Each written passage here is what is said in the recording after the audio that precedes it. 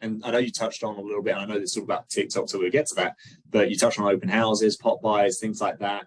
I mean, just for people that are thinking of getting in the business or they are brand new and they're watching this, it is a lot of work. I tell people your first year in real estate, whether you're solo or on a team, is tough and it can be really hard. How much did you work? Like, how many open houses were you doing? How many phone calls were you doing? Like, what was that grind look like for you? Early on, I would try to do like two open house every Saturday and Sunday, like 2 a weekend.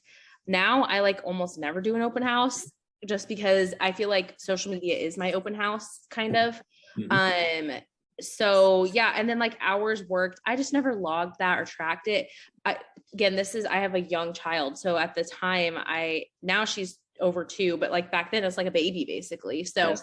Actually almost was easier to work more when she was littler because I could sit here on my computer while she was like stationary on the floor. And now I'm like, oh no, she's like tearing down my house. But I don't know. I worked a lot, but also I'm like aware of like the privilege that I come from of like being in a demographic of like, I have a lot of people that are my age that are buying houses anyways. And like, so I don't want to discount like the luck and circumstances that play into it as well. Like, I just want to acknowledge that. It bothers me. People are like, oh, I just grinded and hustled. And now why can't you do that? Like there's other factors at play as well. Love it. Love it. Okay. And so are you doing this, for you, if you don't mind sharing, what is your one thing or what is your ultimate goal now? Oh, that's a great question. So early on for me, and I don't mind sharing, vulnerability, by the way, is an amazing thing. It helps you get to the point a lot quicker. So I've learned to be a little bit more vulnerable in my older years. But, when I was like really young, there wasn't a whole lot of hope. There wasn't a whole lot of I didn't know anyone who owned a house. I didn't know anybody who went to college. I grew up in the projects. Things were rough. It wasn't easy. And so the mindset stays there with everyone involved. And that's, hey, this is life. And so do what you got to do to survive, hustle, do.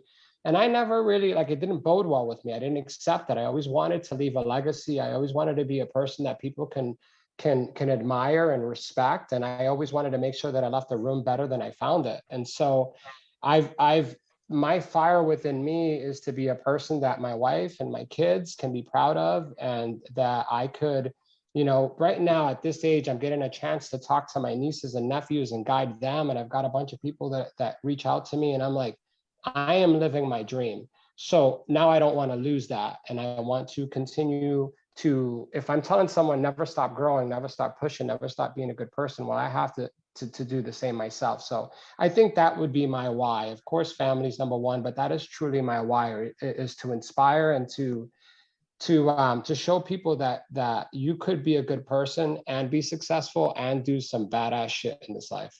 Am I going to be? And I tell our agents, it doesn't have to be a big production crew.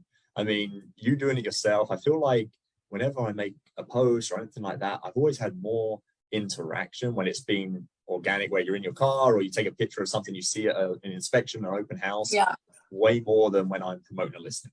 Now, again, you have to promote your listings for your clients, but I just feel like when it's more organic and things like that, you do get more. Absolutely. Do you know that videos like this, just normal videos, get more interaction than the big fancy production videos with the music and the, hi, I'm at open house, let me show you around, come on guys, like those are great and they have their place, but this gets more interaction with people.